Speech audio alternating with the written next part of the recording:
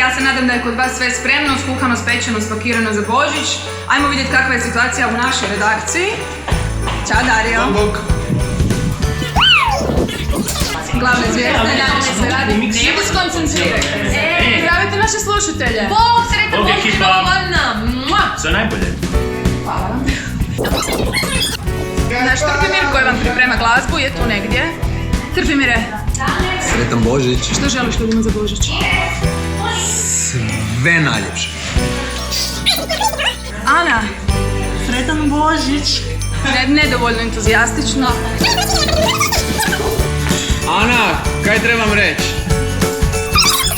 U ove blagdanske dane želimo vam da budete u svoje najbliže, a i mi se osjećamo kao vaši najbliži. Daj Savić makni se. Mi i ruka. Vidjeti. Ljudi, sve najbolje, nek vas Djed Božićak nađe na Božić. A kak si dobro rekla.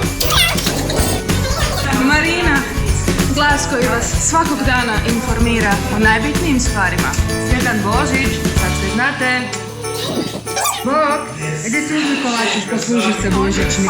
Marijan, žena se brine za to da sve funkcionira ovdje. Jedina koja marljivo radi danas. Makni se, Mirna. Ne možemo joj zamjeriti, zove se Rabije Gaš. Želi nešto našim slušateljima? Sretan Božić i Nova godina. Biba, moram prestati. Od Bibe sam dobila srednji prst. I evo šećer na kraju.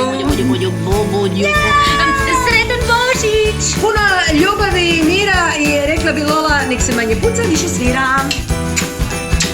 Sretan Božić.